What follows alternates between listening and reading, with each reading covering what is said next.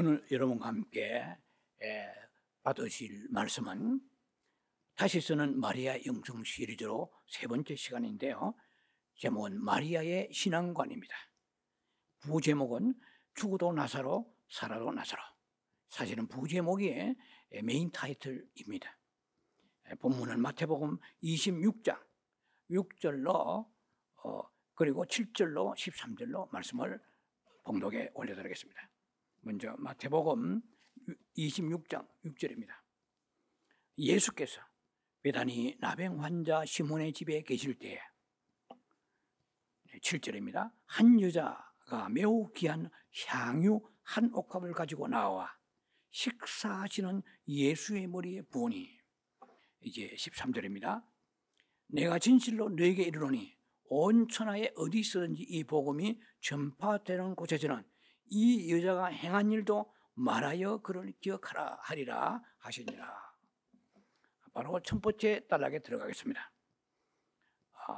마리아의 신앙과는 살았을 때도 나사로, 죽었을 때도 나사로였다라는 첫 번째 단락의 제목이 되겠습니다. 어느 주일학교 선생님이 아이들을 놓고 이렇게 물었다고 합니다. 여러분들은 부자가 되기를 원합니까? 나사로가 되기를 원합니까? 하고 아이들에 물었더니 한 아이가 대답하기를, 저는 죽어서 그 하나님과 함께 축복을 누리는, 우리말로 말하면 복락을 누리는 말이요, 축복을 누리는 나사로가 되기를 원해요, 이랬어요. 두 번째 아이는 저는요 죽어서 어떻게 될지는 잘 모르니까 일단 살아있을 때 부자라도 되고 싶습니다. 저는 부자 되기를 원합니다. 이렇게 대답했다고 합니다. 세 번째 아이가 손을 들고 저는 살았을 때도 부자로 살다가 죽었을 때 복락을 누리는, 즉 천국을 가서 축복을 누리는 나사로 되기를 원합니다 라고 대답했다고 합니다. 이 얘기를 우리가 들으면서 예화입니다만 우리가 생각할 수 있는 것은 대다수의 믿는 크리스찬들이 이 세 번째 대답한, 살았을 때도 무상무탈하고 복락을 누리다가 죽었을 때도 이제 나사로처럼 천국에 가기를 원한다는 믿음을 추구하고 살아가는 것이 아닌가라고 생각할 수가 있습니다. 쉽게 말하면 두 세계 다 놓치지 않겠다는 거죠. 살았을 때도 정말 평탄하고 행복하고 복락을 누리다가 죽어서도 이제 나사로처럼 구원받기를 원한다는 믿음을 대부분이 가지고 있다고 볼 수가 있는 것입니다. 여기에 우리가 생각할 수 있는 것은 오늘 여러분과 함께 나누고자 하는 이 주인공 마리아의 신앙은, 그는 살았을 때도 이리에 나사로였고 죽을 때도 나사로를 원한다는 그런 신앙이었다고 볼 수가 있습니다. 그녀는 살아있을 때도 하나님과 말할 수 없이 친근했고, 비록 부자의 상 밑에서 떨어지는 부스러기를 주워 먹고 온몸이 헌대에 살았지만은 항상 하나님과 기도하며 교제하며 친근하며 살다가 죽어서도 그는 하나님과 늘 친근한 삶 속에서 주님을 배우는 그런 삶을 그 삶이라보다도 그러한 마지막 생애를 이제 천국에서 보내고 있었다고 볼 수가 있는 것입니다. 그녀는 또 죽었을 때 세상을 버린 것이 아니고, 죽었을 때만 세상을 버린 것이 아니고 살았을 때도 세상을 버렸다는 것입니다. 이것이 마리아의 위대하고 숭고하고 아름다고 순수한 신앙관이었습니다. 두 번째 단락에 들어갑니다. 나 이제 다시는 내 자신을 위해 살지 않고 주를 위해 살리라 하는 단락의 제목이 되겠습니다. 우리가 헌신을 강조한다고 해서 복음을 경시한다든지 소홀히 하고자 하는 것은 결코 아닌 것입니다. 그러나 예수님께서는 어디서든지 복음이 전파되는 곳에서는 마리아의 행한 일도 전파하라 이렇게 말씀했습니다. What she has done it all. 영어로 말하자면 what she has done 혹은 what she has done it all. 그 여자가 행한 모든 일, 이 말이죠. 이건 마리아죠. 마리아가 행한 모든 일을, 이것은 옥합을 깨서 예수님의 머리에 몸에다 부었잖아요. 이 행한 일을, 예수님의 행한 일, 이게 액센트를 주셨습니다. 마리아가 행한 일, 그 여자가 what she had done, 이거예요. what she had done it all, 그가 행한 모든 일을, 이 말이야. 그래서 우리가 여호수아 1장 8절에 참고해 보면 이렇습니다. 여호수아 1장 8절에 이 율법책을 너 입에서 떠나지 말게 하며 주야로 묵상하여 이 말씀의 율법책 속에 기록된 대로 행하면 네의 가는 길이 평탄하고 형통하리라, 이렇게 말씀했습니다. 우리는 묵상을, 여러분이나 저나 말씀을 묵상을 자주 할 것입니다. 묵상은 하면서 행하지는 않는 사람이 많습니다. 왜 묵상을 하고 왜 설교 듣고 왜 성경을 공부합니까? 행하기 위해서 하는 거거든요. 우리의 신앙은 따로 국밥처럼 묵상 따로 지식 따로 행함 따로, 이것은 분리된 것이 바로 신앙이 온전한 것이 아닙니다. 우리가 왜 성경을 교리를 공부하고 설교를 듣고 묵상하고 합니까? 이 말씀대로 은혜 받고 살기 위해서 그러거든요. 자, 계시록 1장 3절 보면은 이 예언의 말씀을 읽고 듣고 행하는 자가 복이 있나니 그러세요. 주께서 가까우십니다. The Lord is near. 때가 가까우면 The time is near. 이 주님 오실 때 가까워질수록 이제 행함에 있는 믿음이 너희가 믿음으로 회복되어야 된다는 말씀입니다. 그래서 우리는 성경 읽는 거 그리고 설교 듣는 거 이거 뭐 즐길 수가 있어요. 은혜 받을 수 있어요. 그러나 행함이 따르지 않기 때문에 야고보 2장 17절에는 이렇게 말씀하십니다. 행함이 없는 믿음은 그 자체가 죽은 것이라. 우리는 죽은 믿음을 들고 있으면서 자기가 산 믿음인 줄 알고 착각하는 많은 사람들이 있다는 것입니다. 야고보서의 2장의 14절 같은 데 보면은 이 행함이 없는 믿음이 어찌 네 자신을 구원하겠느냐 그러세요. 그래서 우리가 구원받는 믿음은 예수 믿음으로 의롭게 되고 구원받는 거지만은 행함이 받쳐주고 따라야 되는 것입니다. 야고보는 누굽니까? 여기 야고보서의 야고보는 예수님의 친동생이에요. 그런데 야고보가 늘 예수님을 바라볼 때 한 가지 크게 느낀 것은 예수님은 말씀대로 살아신 거예요. 그래서 나중에 십자가까지 죽으신 거예요.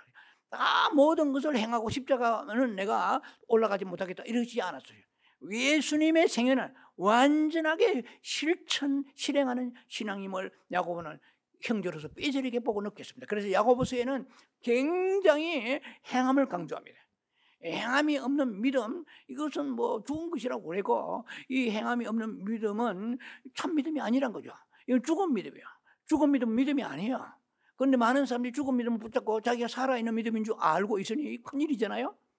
그래서 이 행함이 없는 그 믿음은 믿음이 아니기 때문에 믿음은 가슴에 품고 있는 게 믿음이 아니란 거예요. 생각하고 있는 것만이 믿음이 아니란 거예요. 믿음을 내게 보이라고 그랬어요. 야고보 2장 18절에 믿음을 내게 보이라고 그랬어요. 믿음은 드러내고 보이는 거예요. 많은 사람들이 아이고 나는 사랑해야지, 구제해야지, 저 불쌍한 사람 내가 좀 도와줘야지, 그 애를 봉사하고 헌신해야지, 전도해야지, 이 꿈만 꾸고 있어요. 백일몽. 그래 행함이 안 나타나는 것을 주님은 인정하지 않습니다. 그런데 오늘 우리가 계속해서 시리즈 세 번째 받는 말씀은 이 마리아는 교리적이고 이론적인 마음에 품고 있는 그런 신앙이 아니에요. 내가 예수님 위해서 그 옥합을 깨야지. 그런데 뭐 나도 쓸 것이 많으니까 나중에 다음에 기회가 있겠지. 이렇게 한 게 아니에요. 그럼 결단이, 신앙은 의지가 결단되어 인간은 세 요소 구성되어 있잖아요. 지정의잖아요. 어떤 지식이 굉장히 추구하는 사람이 있어요. 교회에 와서 성경 공부 안 빠지고 설교도 듣고 은혜 받고 지식을 추구해요. 그럼 마음의 감동이나 눈물도 흘리는 거야. 그런데 의지가 박약해가지고 의지가 문제가 되는 거야. 그래서 막상 실천하려고 그러면은 여기서 기부하고 포기하고 어벤던 이게 돌아서는 사람 많아요. 그래서 신앙이라 할 때는 지정의가 함께 가야 돼요. 그래서 눈물 흘리는데 삶은 개차반이야. 신앙이 없다. 이건 아니에요. 이건 감정파요. 감정이 신앙이 아닌 것입니다. 신앙에 감정도 포함되지만 감정이 곧 신앙은 아닌 것이에요. 의지가 따라야 되는 거예요. 그런데 이 마리아는 결단한 거야. 여자가 아주 막 내일이고 막 나발이고 죄송합니다. 내일이고 미래고 막 I don't know about tomorrow. 내일은 난 몰라요. 그냥. 그럼 막 by day by 하루하루 살아요. I live by day by. 나는 하루하루 삽니다. 그날 그때 주님이 때를 떠나 돕는 은혜를 주실 것입니다. 이 믿음인 거예요. 이해가 되시죠? 그래서 우리가 이 행함이 이 여인을 통해서 발견할 수 있는 것은 뭐 옥합을 보고 딱 깨뜨려 모르는 사람 어디 있어요? 이들은 결단이 있구나. 이것만이 주님을 기쁘시게 하는구나. 그래서 이것만이 주님을 보좌를 흔드는 믿음이구나 이 말이에요. 이 행함의 신앙이 우리에게 회복되어야 됩니다. 자, 그러므로 우리가 복음을 전파할 때 예수 믿으세요. 구원받습니다. 그럼 평안합니다. 행복합니다. 이것만 전하면 안 돼요. 이거는 반쪽 복음이다 이 말이죠. 그 여자 행한 일을 전하라. 꼭 마리아를 안 덜먹이더라도 예수 믿고 은혜 받고 구원받으면 우리는 하나님 앞에 그 헌신의, 영어로 말하면 데디케이션이에요. 이거 데디케이션, 헌신해야 돼요. 커미트먼트, 헌신에 따라야 된다. 예수님 위해서 기쁘시게 해드려야 돼. 이것까지를 전해야 된다고 오늘 강조하는 거예요. 우리는 앞으로도 죽을 때까지 뭐 단 누구든지 복음을 전할 것입니다. 전할 때마다 예수 믿으면 구원받고 뭐 편안합니다 이렇게 하면 안 돼요. 거기다가 플러스 알파로 반드시 마리아에게 행한 일, 꼭 마리아가 아니더라도 이 헌신을 그들에게 주입을 시키고 가르쳐야 된다는 것입니다.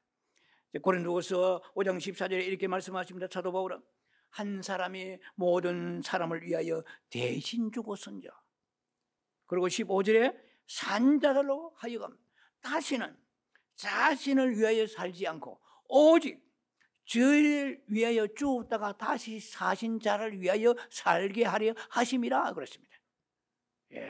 여러분 충분히 그 뜻을 여러분 이해가 되고 납득이 될 것입니다. 이것이 바로 말씀대로 살았던 마리아의 신앙관입니다. 실천 실행한 거예요. 나를 위해서 얼마든지 이 옥합을 깨뜨리지 않고 비싼 나드 향유를 아껴 놓을 수 있잖아요. 은행에 자기 무슨 수중에 돈이 있어야 될 거 아니에요.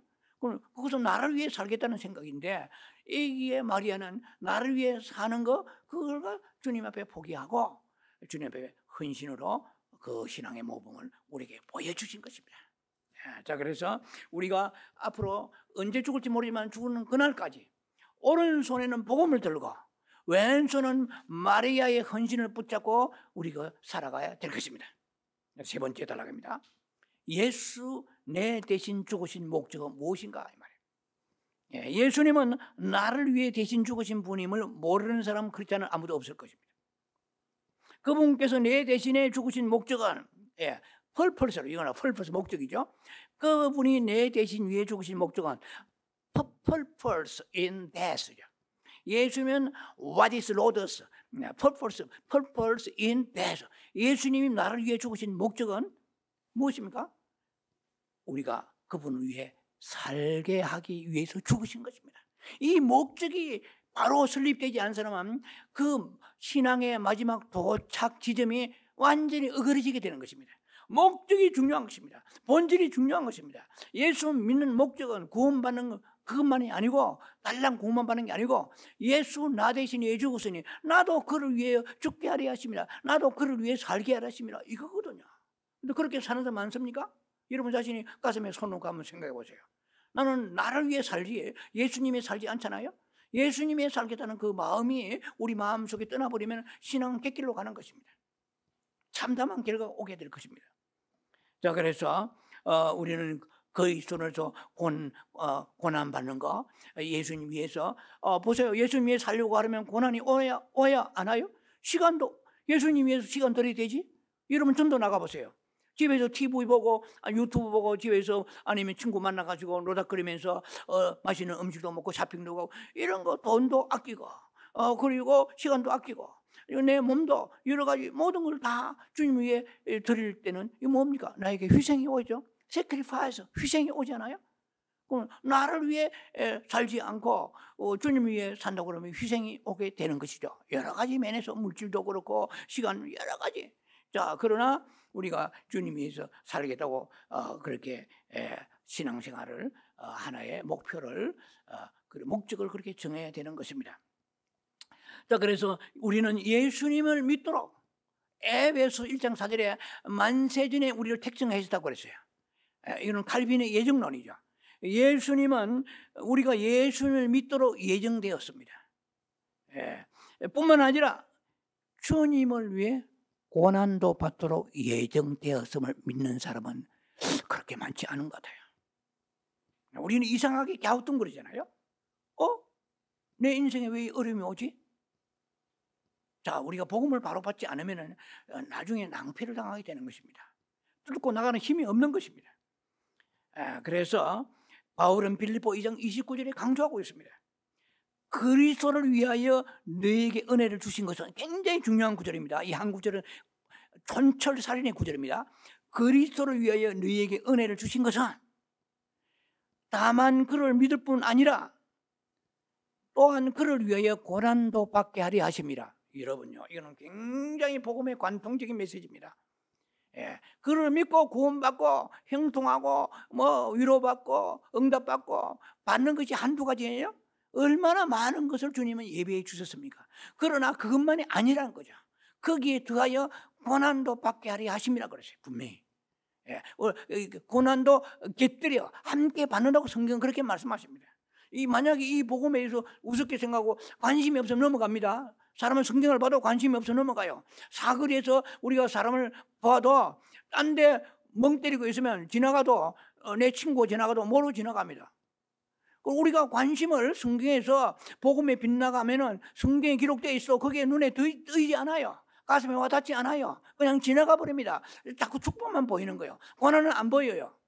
저는 고난을 굉장히 강조하는 것 같지만 저는 성경에서 요구하는 것은 양면성입니다. 하나님의 축복 많습니다. 위로와 치료와 회복과 기쁨과 그리고 평안과 행복, 소소한 것 큰 것으로 간섭하십니다.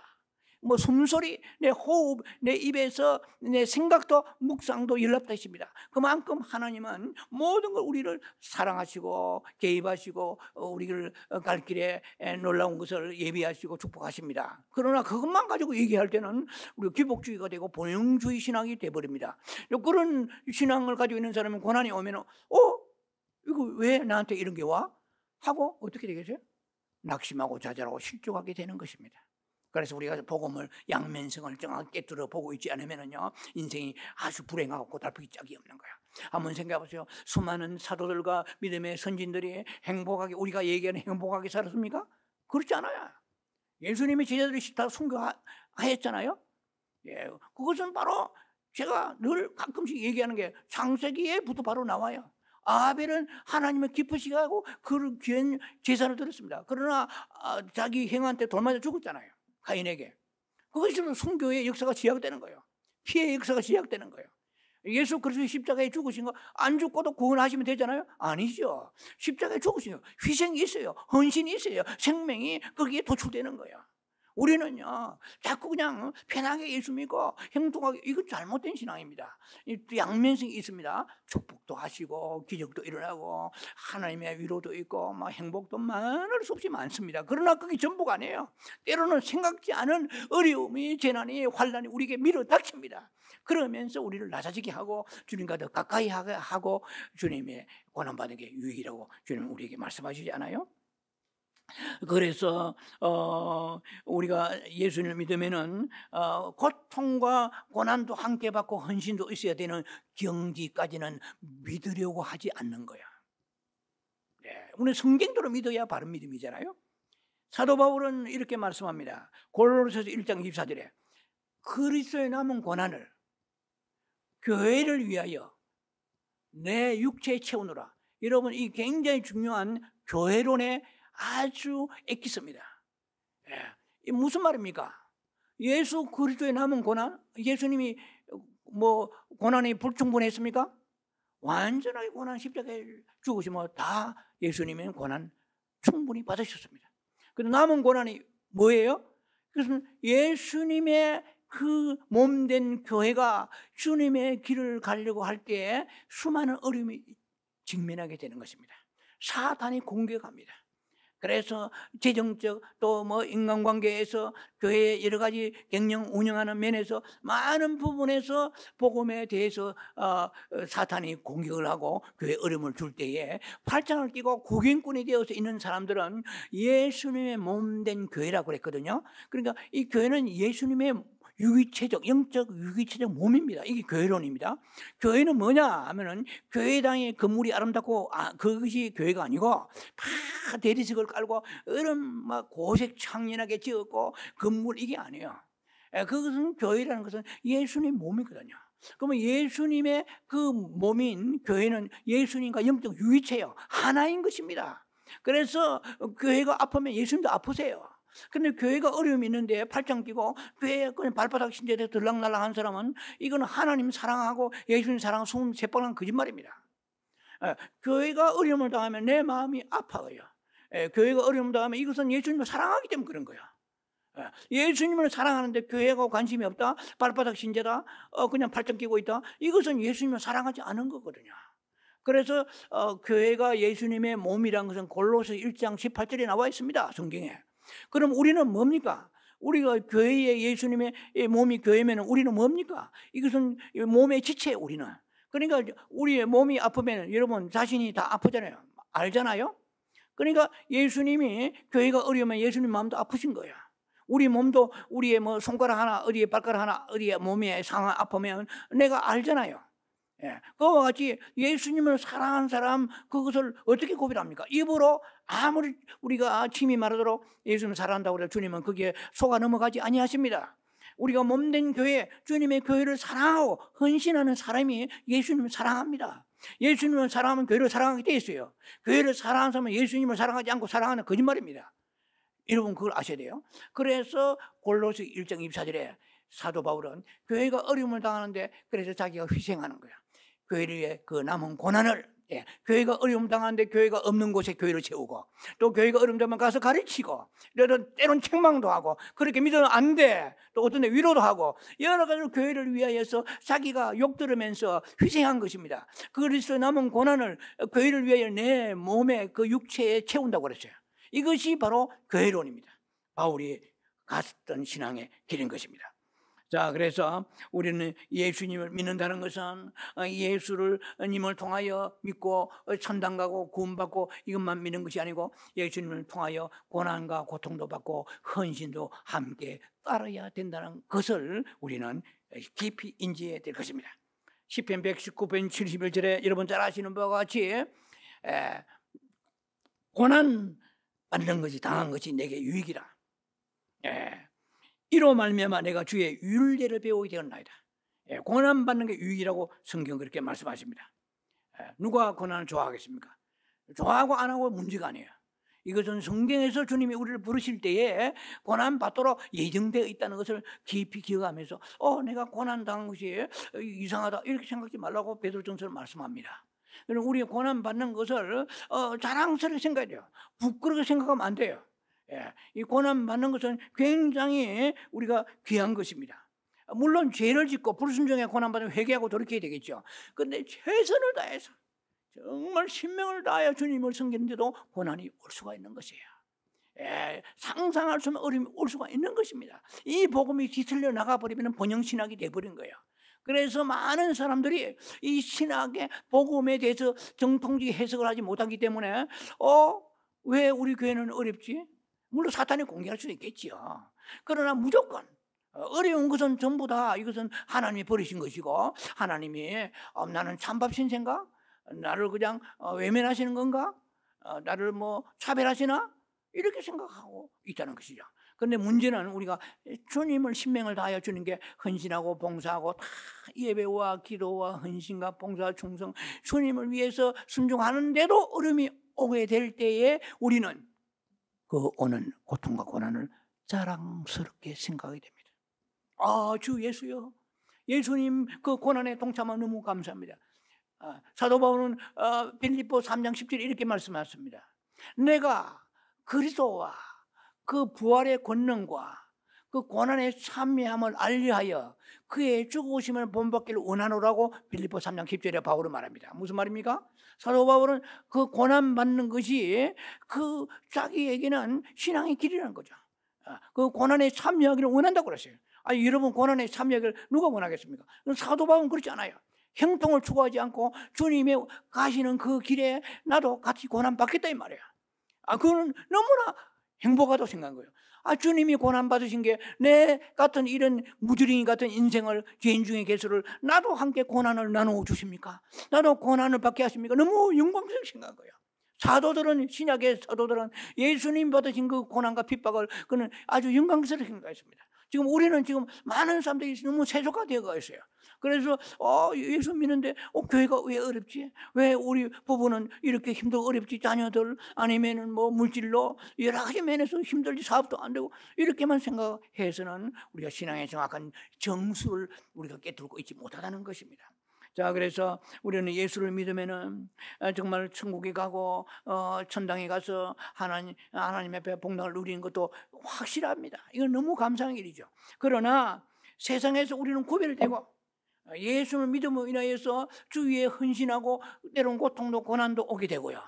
때로는 우리가 좁은 길로 생명의 길로 가려고 할 때에, 주님의 뜻을 따르고 할 때에 사람들에게 배척받고 오해받고 미움받을 수 있는 것입니다. 이것이 성경입니다. 이런 팔복에 마태복음 5장에 나와 있잖아요. 핍박받는 복이 있나니 했어요. 천국이 너희 것이며 그러세요. 천국이 딱 두 사람 것입니다. 거기 보면 마태복음 5장의 팔복에 뭐죠? 마음이 심령이 가난한 복이 있나니 했어요. 심령이 empty 가난해요. 세상에 많은 것이 막 정보가 들어있고 욕심이 들어있고 군더더기 이런 게 들어가 있으면 복이 없어요. 천국이 너 것이 아니라고 그랬어요. 이해가 되십니까? 마카레스 호에 포토코스 토푸니마 토스. 자, 이건 굉장히 제가 좋아하는 거지. 심령이 가난해야 돼요. 주님의 배고파야 돼요. 주님의 목마르고 배고파야 되는데 세상에 목마르고 배고픈 거야. 그러니까 세상 그 채워지면 주님에 대한 의의가 없는 거예요. 그래서 이 사람은 복이 있나니, 10개 복 중에서 2가지의 복이 처음과 마지막 복이 무엇입니까? 심령이 가난해야 돼. 그래서 주님에 대해서는 목마르지 않은 거예요. 세상에 유튜브 목마르고 친구에 목마르고 세상에 샤핑 목마르고 세상에 목마른데 예수님의 목마르지 않다? 천국이 네게 되겠냐는 거야. 그 다음에 핍박을 받는 자는 복이 있는 천국이 저희 것이며. 왜 핍박받습니까? 세상 길로 다르게 가기 때문에, 사람들이 좋아하는 길로 가지 않고 하나님이 좋아하신 길로 가기 때문에 마음에 안 드는 거예요. 이게 광신자라면 이게 뭔가 문제가 있다 이렇게 생각하는 거예요. 그래서 핍박과 오해와 미움을 받는 자는 복이 있나니 천국이 저희 것입니다. 확실하다. 내가 개런티 워런티 하리라. 믿습니까? 우리는요 너무 딴말맛적인 복음만 붙잡고 사는 거예요. 예수 믿으면 구원받고 성령 받았다. 할렐루야, 축복이죠. 그런데 우리가 복음은 굉장히 양면성이 있고 깊이 들어가면은 거기에서 요구하는 부분들이 많습니다. 우리 부칙이 있고 총칙이 있어요.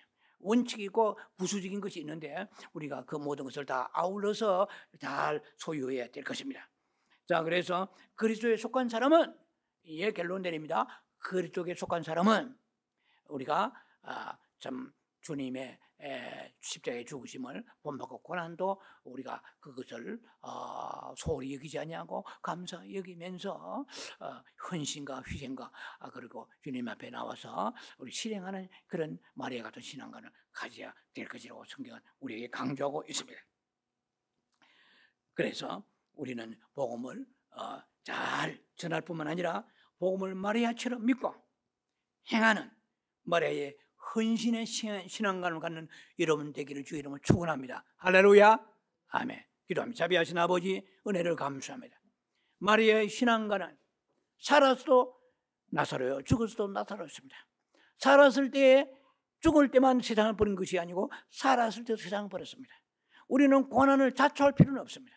그러나 주님이 허락하신 고난이라면 기꺼이 받으며 자랑스럽게 생각하고 부끄럽게 생각하지 아니하고 낙심좌절하지 아니하고 주의 길을 감을 우리가 주의 고난에 참여함을 감사하면서 주를 위해 나를 위해 살지 아니하고 오늘부터라도 주님을 위해 뭐라도 헌신하며 살아가는 그 믿음의 변화가 일어나는, 믿음의 변화의 결단이 일어나는 아름다운 성도, 유튜브 성도들이라 우리 사랑하는 성도들 되게 주여 축복해 주옵소서. 예수님의 이름으로 감사 축복 기도합니다. 아멘.